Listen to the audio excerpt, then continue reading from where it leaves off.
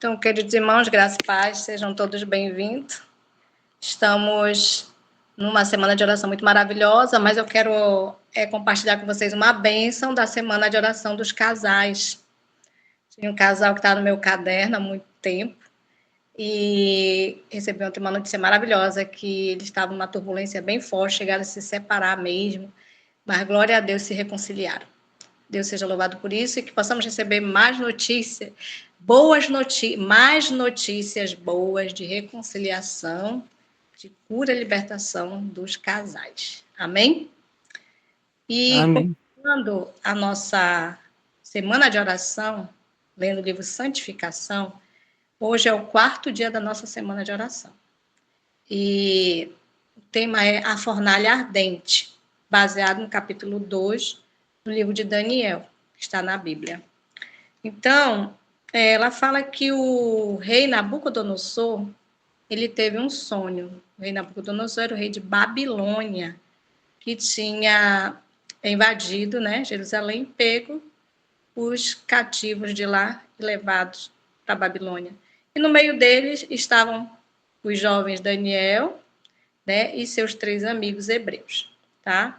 Então diz aqui que no mesmo ano em que Daniel e seus companheiros passaram a servir ao rei da Babilônia, no mesmo ano, alguns fatos ocorreram de maneira a provar severamente a integridade desses jovens hebreus e demonstrar diante de uma nação idólatra o poder e a fidelidade do Deus de Israel. Então eles passaram por provas, né, provas bem difíceis, provas severas. Eu lembro, irmãos, que quando eu estava em um determinado lugar, eu pedi para Deus, se fosse da vontade de Deus, de eu ir para este lugar, que Ele abrisse as portas para mim, me desse uma bênção. E Ele me deu. Eu disse, bom, ainda dá vontade de Deus que eu vá para esse lugar. E chegando lá, foi prova em cima de prova, prova em cima de prova, prova em cima de prova. Eu disse, Senhor, não entendi. Eu perguntei se era para eu vir, se eu disse que era, e agora é essa situação que eu estou passando aqui. E aí Deus pediu para eu falar, aí eu senti muito vontade de falar com alguém, e eu disse, Senhor, me mostra quem eu devo falar. E Deus me mostrou, né, um irmão que hoje ele é falecido, um irmão muito temente a Deus, de oração. Eu fui procurar ele, eu falei para ele, irmão, eu não estou entendendo, Deus me pediu para eu vir para cá, mas eu só estou passando prova, não estou entendendo. Ele achou graça e disse assim, mas irmã, a senhora veio para ser provada. Aí eu entendi aquilo. Voltei para casa, orei, e eu vi Jesus no Getsemane ali, suplicando pelos discípulos, suplicando por nós também nessas orações. E eu disse, eu entendi que eu não devia dizer, Senhor, passa de mim esse cálice, eu devia dizer, Senhor, me ajude a tomar esse cálice. Eu entendi isso. Então, Deus me deu ali, né, uma luz, e eu fui pedindo isso, Deus me ajude a passar as provas, me ajude a vencer. E hoje eu entendo que, por que Deus me mandou para aquele lugar? Para me preparar para os trabalhos que eu assumo hoje. Porque você enfrenta provas severas mesmo. Satanás ele faz de tudo para te abalar, para te tirar o ânimo, a força, a coragem. Toca até no teu corpo para te adoecer. Mas assim, a gente nos mantém firme. Então ali foi o meu deserto de preparação. De preparação para o trabalho de hoje, para enfrentar, né, as dificuldades de hoje. Então, diz aqui que eles, né, ocorreram de maneira a provar severamente a integridade desses jovens, se realmente eles eram fiéis. Então, o rei Nabucodonosor, ele olhava com ansiosos pressentimentos a respeito do futuro. Então, ele estava pensando, ansioso, como é que vai ser o futuro? Hoje eu estou aqui, sou rei, né, de muitas coisas, lidero muitas coisas. E aí Deus deu um sonho para ele, que esse sonho está relatado no capítulo 2 de Daniel. Então diz aqui que, embora essa visão da noite tivesse causado profunda impressão sobre seu espírito, se tornou impossível para ele relembrar seus pormenores. Então ficou o pressentimento na mente dele, mas ele não lembrava os detalhes desse sonho, né? Então ele mandou chamar os astrólogos mágicos e falou para eles, olha, vocês vão ficar milionários, vocês vão receber honra, vão aumentar o cargo de vocês se vocês me contar o sonho e a sua interpretação. Aí olha o que eles disseram: conta, rei, para a gente. Conte o sonho a estes teus servos e daremos a interpretação. Aí Nabucodonosor sabia que se eles de fato podiam dar a interpretação, também poderiam contar o sonho. O Senhor havia, em sua providência, dado o sonho a Nabucodonosor e feito com que se esquecesse dos pormenores, ao mesmo tempo que a terrível impressão lhe havia ficado na mente, a fim de desmascarar as pretensões dos sábios da Babilônia. Então, Deus permitiu isso para mostrar para Nabucodonosor que esses sábios não eram nada de sábios. O rei ficou muito irado. Ele disse que todos seriam mortos se em um prazo determinado o sonho não fosse revelado. Então, o rei se aborreceu e viu que eles estavam querendo enganar o rei. E quem estava no meio também desses? Daniel e seus companheiros. Eles deveriam perecer junto com os falsos profetas. Porém, correndo risco de vida, Daniel se aventurou a entrar na presença do rei a fim de lhe implorar que concedesse tempo para revelar o sonho e a interpretação. Então, Daniel rápido, buscou entrar na presença do rei, mesmo com risco de morte, porque naquela época não era, eu quero falar com o rei. Não. Tinha que ser conforme a vontade do rei te ver. Com esse pedido, o rei concordou. Então, o que foi que Daniel fez? Reuniu ali os amigos, os 3 amigos, e eles apresentaram esse caso na sala de audiência com Deus, buscando sabedoria da fonte da luz e conhecimento. Aqui nos dá um exemplo de quando eu estou com problemas. Eu não tenho que estar compartilhando para A, para B, para C, para D, quando eu vejo meu problema já está na boca do povo. Eu tenho que ir para a sala de audiência com Deus, com jejum e oração, ir lá me jogar aos pés do Senhor e apresentar em detalhes o caso que eu estou passando, os sentimentos que está dentro do meu coração. É isso que Deus quer, porque é Ele que resolve os nossos problemas. Diz aqui, mesmo diante da corte do rei, cercado de tentações, eles não esqueciam sua dependência de Deus, uma coisa importante. Precisamos ser dependentes de Deus em tudo. Se eu vou fazer alguma coisa, vou tomar uma decisão, se eu vou comprar alguma coisa, Senhor, é da tua vontade? É da tua vontade que eu faça isso? É da tua vontade que eu entre nesse negócio?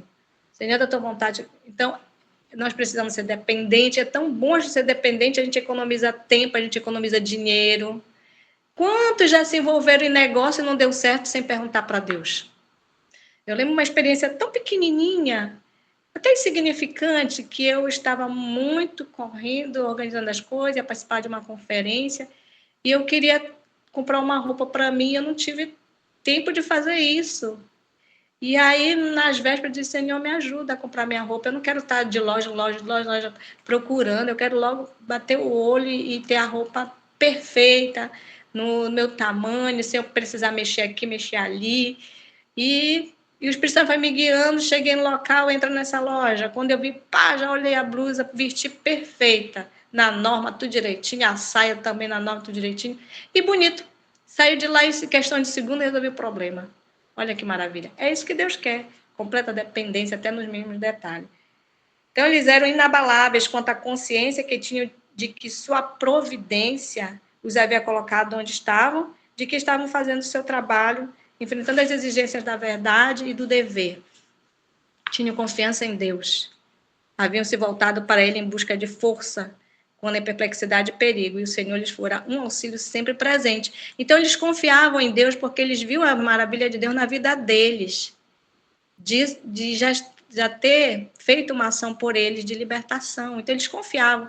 Quantas vezes Deus nos livrou, está nos abençoando, mas quando chega um teste assim, aí você quer chutar o pau da barca. Não quero mais. Em vez de confiar, aí você volta a estacar zero. Mas tudo de novo, em vez de avançar. Então, o segredo foi revelado, Os servos de Deus não buscaram em vão. Eles o tinham honrado e na hora da provação, ele os honrou também. Tá vendo? Então, quando eu honro Deus, quando é que eu honro Deus? Quando eu glorifico o seu nome? Quando eu testemunho a minha fé de que o meu Deus existe, de que ele é prioridade na minha vida. E aí Deus nos honra também. O segredo foi revelado a Daniel, que se apressou a pedir uma audiência com o rei. Então Daniel, né, Deus deu esse esclarecimento do sonho para ele. O cativo judeu estava perante o soberano do mais poderoso império sobre o qual o sol já havia brilhado. Olha, então, tanto é que o rei Nabucodonosor ele foi considerado a cabeça da estátua de ouro, né? De ouro, o leão. Por quê? Porque naquela época ele dominava o mundo. Ele dominava o mundo. E aí Daniel chegou perante ele. O rei estava em grande aflição, no meio de todas as suas riquezas e glória, mas o jovem exilado permanecia calmo e feliz em seu Deus. Tanta fama, tanto poder, tanto ouro, naquela época a prata era lixo, era ouro, mas ele estava ali aflito. Mais do que nunca, esse poderia ter sido o momento para Daniel se exaltar, para tornar nítido quanto ele era bom e mais sábio que os outros. Mas seu primeiro gesto foi declarar despretensão a todas as honras, exaltar a Deus como uma fonte da sabedoria. Então, naquele momento, Daniel, ele poderia muito bem, eu sou o cara, né? Eu sou... Não, mas ele foi humilde e despretensioso, e ele falou, o mistério que o rei exige, nem sábios, nem magos, nem encantadores isso podem revelar. Ninguém pode revelar isso. Só Deus que está no céu, que revela os mistérios, pois faz saber ao rei Nabucodonosor o que vai acontecer nos últimos dias.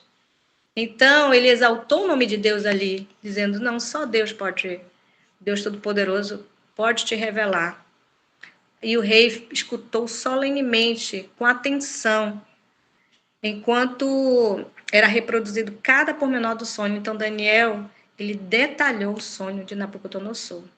E quando a interpretação foi transmitida fielmente, ele sentiu que podia confiar nela como uma revelação divina. Ele teve confiança de que era verdade o que Daniel estava falando, né? As solenes verdades comunicadas nessa visão causaram profunda impressão na mente do soberano. E em humildade e reverência ele se prostrou e adorou, dizendo, certamente o Deus que vocês adoram é o Deus dos deuses e o Senhor dos reis. Ele é quem revela os mistérios. Então, ele creu na resposta de Daniel. Ele entendeu aquele sonho, que era aquela estátua, que simbolizava várias nações. E essa estátua, né, essa imagem de ouro, ela foi permitida que brilhasse sobre o rei Nabucodonosor, luz direta do céu. E por pouco tempo ele foi influenciado pelo temor de Deus. Pouco tempo. É igual aqui, a gente vem com uma mensagem, a mensagem impactante, aí toca você, não, eu vou mudar, vou colocar em dia a minha vida, minhas coisas, mas é pouco tempo que dá essa influência no teu coração. Aí você age igual Nabucodonosor. Mais uns poucos anos de prosperidade. Eu fiquei pensando assim quando eu li essa parte. Poucos anos de prosperidade encheram o coração de orgulho e ele esqueceu o conhecimento do Deus vivo. Irmãs, às vezes eu fico pensando, tem pessoas que chegam na reforma toda quebrada. Financeiramente, fisicamente, às vezes vem enfermo, e espiritualmente, todo. Aí Deus vai levantando. Cura as tuas enfermidades, abençoa o teu financeiro. E em vez de você glorificar mais Deus, você esquece. Você desonra com as suas decisões, querendo voltar atrás. E foi isso que aconteceu com Nabucodonosor, né? A prosperidade encheu-lhe de orgulho. Não, sou eu. É o meu sonho, é o meu trabalho. E Deus vai ficando em último lugar. Voltou-se a adoração de ídolos com zelo e devoção exagerada. Aí começa a entrar os ídolos, né? Quais são os ídolos de hoje? São os doramas, são os filmes, são os jogos, as redes sociais. Você passa muito tempo ali na rede social, como o Elias acabou de falar, em vez de estar lendo mais a Bíblia, está escutando um louvor, uma pregação. Isso são ídolos. E pior, ainda trazem para dentro de casa esses ídolos. Às vezes uma roupa que não agrada a Deus, uma alimentação que não agrada a Deus. Então, com o tesouro obtido na guerra, então aqueles tesouros, porque naquela época o objetivo deles era abranger mais território, por isso que eles invadiam muitas cidades, tomavam. E eles também pegavam todos os tesouros desses reinos. Então, com esse tesouro que foi obtido na guerra, ele fez uma imagem de ouro para representar aquela que tinha visto no sonho, colocando-a na planície de Dura e ordenando a todos os governadores e ao povo que adorassem sob pena de morte. Então ele fez essa estátua, ela tinha quase 30 metros de altura por 3 de largura. E aos olhos daquele povo idólatra, ela apresentava aparência muito imponente e majestosa.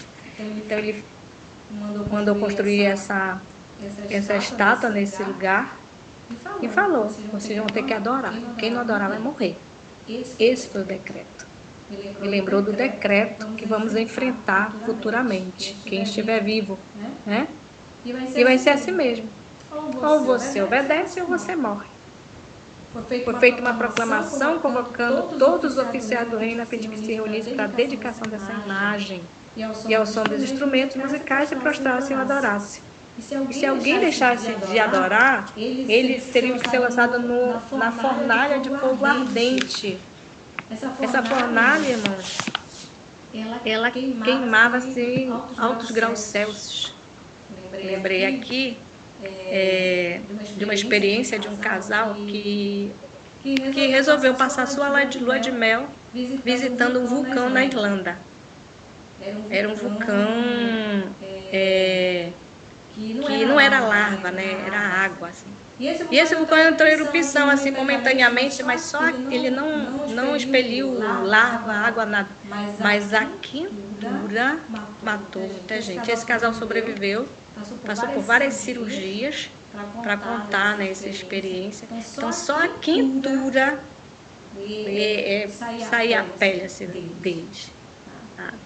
Então, essa fornalha aí, a quentura, se chegasse perto dela, a pessoa já morria, né? Para ficar toda queimada. E esses jovens, eles não temeram a ira do rei. Então chegou o dia determinado, ó, tal dia vai ser todo mundo ali reunido, né? Estavam reunidos ali. E só que o povo estava todo mundo reunido ali. Mas chegou a notícia aos ouvidos do rei que os 3 hebreus que haviam colocado sobre a província da Babilônia, né, eles tinham responsabilidade nas províncias, e recusavam adorar a imagem. E eram os companheiros de Daniel, os quais o rei tinha dado o nome de Sadraque, Mesaque e Abednego. E o rei ficou muito irado. Chamou à sua presença os 3, apontando para a fornalha ardente, e falou para eles: qual seria a punição caso recusassem a obediência à sua vontade? Vocês não vão obedecer? Então vocês vão ser jogados nessa fornalha aí. Em vão foram as ameaças do rei. Eles estavam tranquilos. Ele não pôde desviar desses nobres homens de sua fidelidade ao grande governador das nações. Eles sabiam que Deus tinha esse poder. Se quisesse livrar eles, livraria. Eles haviam aprendido da história de seus pais que a desobediência a Deus significa desonra, desastre e ruína. Isso ficou no coração deles. A gente precisa colocar isso no coração dos nossos filhos. Principalmente os filhos que são pequenininhos, né? Agora eu estou batalhando com o meu netinho. E então eu peço muito que ele tenha temor de Deus no coração dele. O temor do Senhor não é somente o princípio da sabedoria, mas o fundamento de toda a verdadeira prosperidade. Fundamento de toda a verdadeira prosperidade. Eles olharam com calma para a fornalha inflamada e a multidão idólatra. Eles não ficaram desesperados. Não vamos se queimar, vamos morrer. Não. Tranquilo. Tinham confiado em Deus e Ele não os desampararia naquela hora. Sua resposta foi respeitosa, mas decidida. Fique sabendo, ó rei, que não prestaremos culto aos seus deuses, nem adoraremos a imagem de ouro que o Senhor levantou. Está em Daniel 3,18. Então o rei, o orgulhoso rei, quem estava ali presente nessa reunião?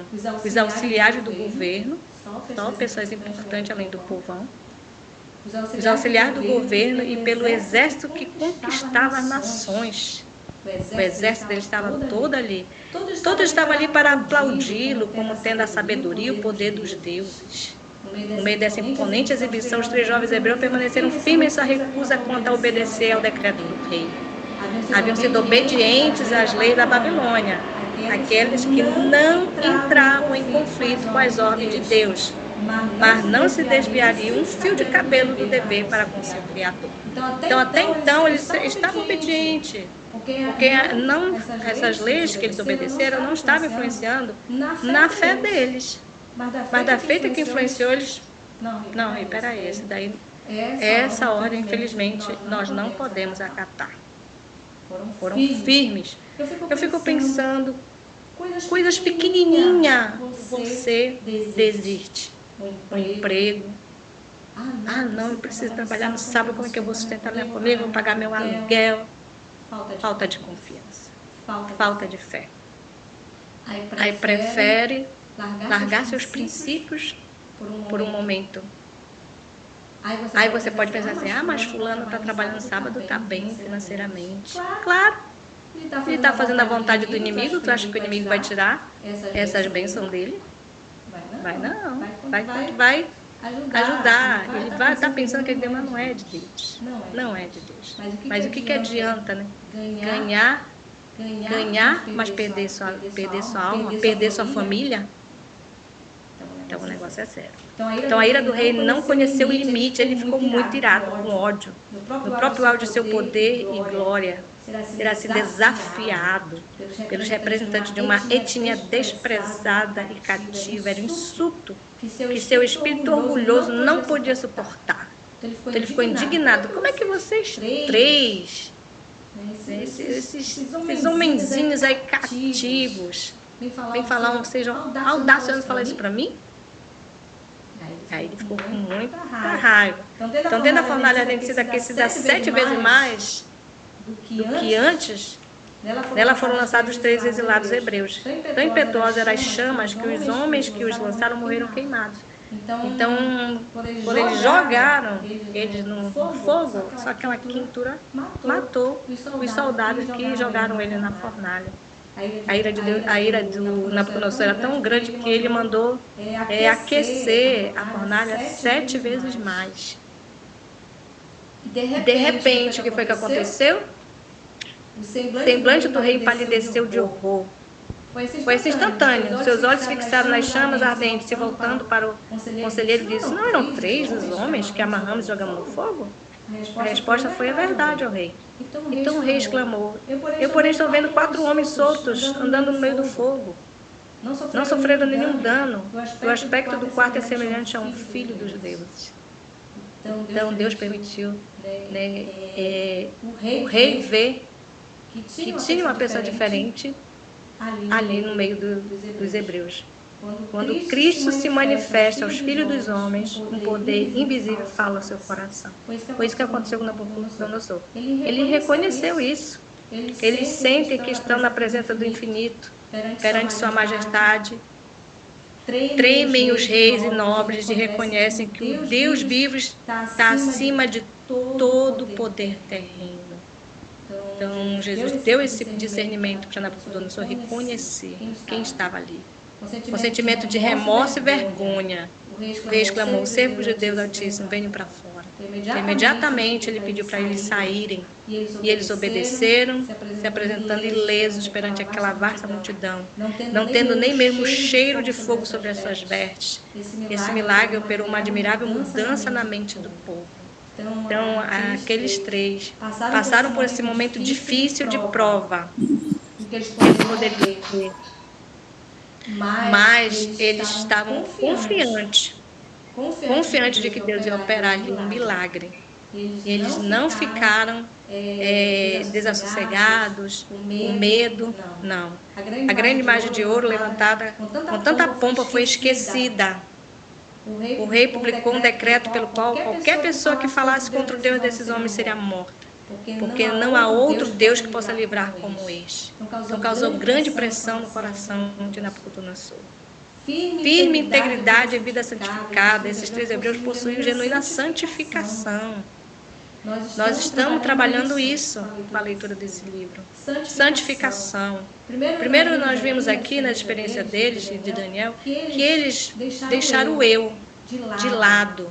E eles buscaram se firmar mais em Deus, para fazer a vontade de Deus. E é isso que nós devemos fazer, porque tem que ser muitas renúncias. O eu quer uma coisa, Deus quer outra. E eu tenho que obedecer a Deus, não ao eu. O verdadeiro princípio cristão não recua por medo das consequências. Um dos princípios que devemos ter, coragem.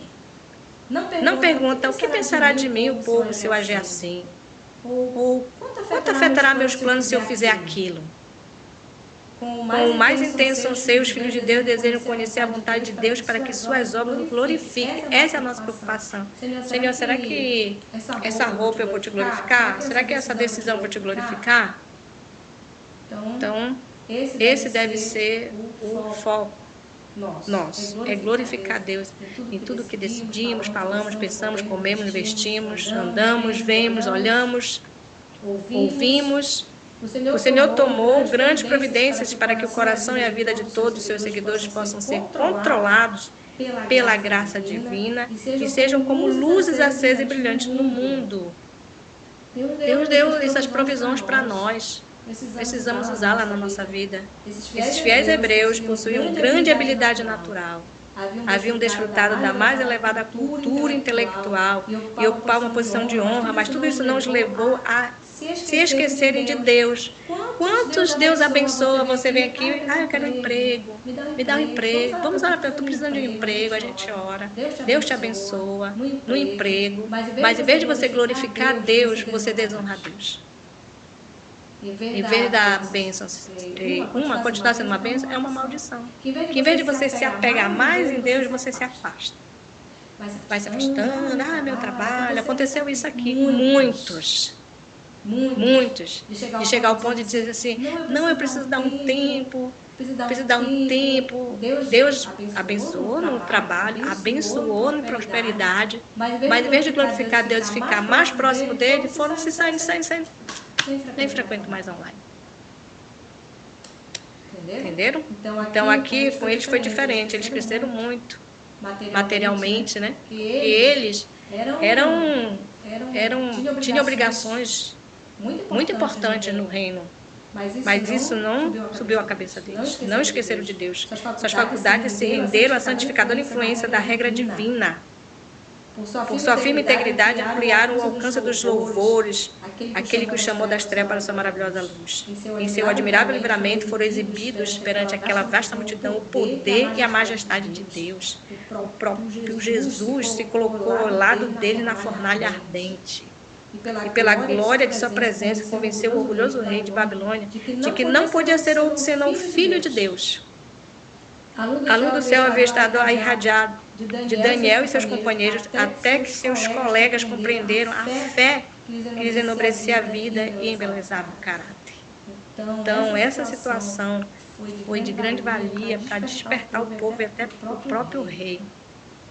No livramento dos seus servos fiéis, o Senhor declarou que tomará o lado dos oprimidos e destituirá todos os poderes terrenos que procurarem menosprezar a autoridade do Deus do céu. Foi o que aconteceu, né? Olha só agora, para a gente finalizar, diz aqui. Lição para os medrosos. Tem gente que tem medo de dar um folheto. Tem gente que tem medo de receber um não. Não vou bater lá na casa. Não vou dar um folheto. Eu não sei dar um folheto. Eu não sei fazer um estudo bíblico. Eu não sei fazer uma oração. Entra aqui na classe dos medrosos. Diz aqui.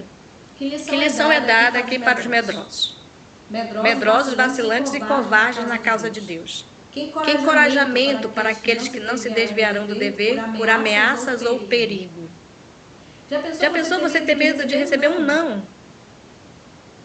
É preocupante.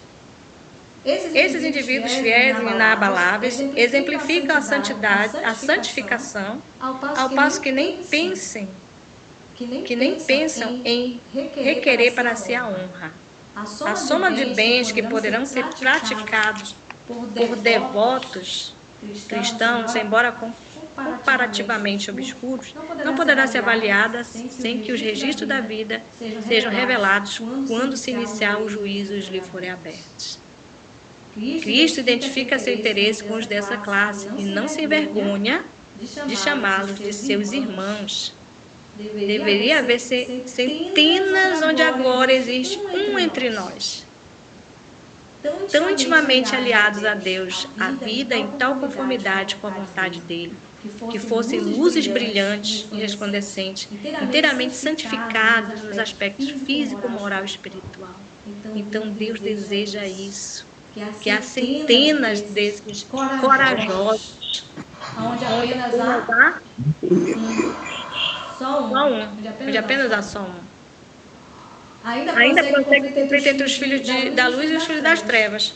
Aqueles que dizem ser cristãos devem sacudir a indiferença que debilita seus esforços e enfrentar as solenes responsabilidades que repousam sobre eles. Então, se você tem medo, eu sou tímido, peça para Deus, Senhor, me liberta dessa timidez, me cura desse mal. Eu quero realizar teu trabalho. Eu preciso do teu Espírito Santo na minha vida. É isso que você tem que pedir. Irmã, microfone, por favor. É isso que você tem que pedir para que Deus faça a obra na tua vida e não se acomodar. Eu sou tímida, não vou. Pronto. Não, você está sendo um covarde. Todos que fazem isso podem esperar que o poder de Deus se revele neles. O Filho de Deus, o Redentor do mundo, será representado em suas palavras e obras e o nome de Deus será glorificado. Como no dia de Cedraque, Mesaque e Abednego, no período final da história da terra, o Senhor agirá poderosamente em favor dos que ficarem firmes pelo que é correto. Então, você está na batalha, você está firme, você está confiante, Deus está com você e vai estar com você sempre em todas as batalhas da tua vida. Aquele que andou com os corajosos hebreus na fornalha ardente estará com seus seguidores em qualquer lugar. Sua constante presença os confortará e sustentará. Durante o tempo de angústia, como nunca houve desde que existe nação. Gente, isso aqui eu fico pensando. Quando a gente estuda a história da perseguição, a gente vê que não foi fácil. O que ajudou os cristãos a vencerem foi a segurança deles em Cristo, a fé deles em Cristo e o princípio que eles aprenderam e permaneceram firmes até o fim. E diz aqui, ele já, assim, quando você vê a perseguição imperial, a perseguição papal, a perseguição dos judeus, foi uma coisa assim terrível. E diz aqui que esse tempo, na nossa geração, vai ser pior ainda. Seus escolhidos ficaram firmes. Aqueles o quê? Que permaneceram firmes nos princípios. Aqueles que honram a Deus em todas as suas decisões da vida. Que estão ali realmente segurando as mãos de Deus. Que querem realmente alcançar um degrau da perfeição a cada segundo de suas vidas. E que estão trabalhando com força, com coragem, às vezes mesmo até doentes, né? Não medem esforço para o trabalho do Senhor. Deus está com essa pessoa. Então diz aqui, seus escolhidos ficarão firmes. Satanás, com todas as forças do mal, não pode destruir o mais fraco dos santos de Deus. Se eu estou com Cristo, ele não tem poder sobre mim. Anjos magníficos em poder os protegerão.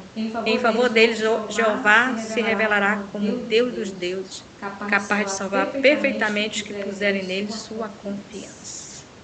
Então nós vemos aqui que Cedraque, Mesaque e Abednego, Daniel, foram homens firmes nos seus princípios, foram pessoas de oração, foram pessoas que defenderam a causa de Deus, independente se fosse mover ou não, foram corajosos. E é isso que Deus quer de nós. E que possamos, assim, se eu me identifiquei com alguma palavra, poxa, eu estou tímida, poxa, eu não tenho coragem, eu tenho medo, que Deus liberte você, cure você. E a partir de hoje, você possa entrar nessa classe, a classe dos corajosos, para a honra e glória de Deus. Amém.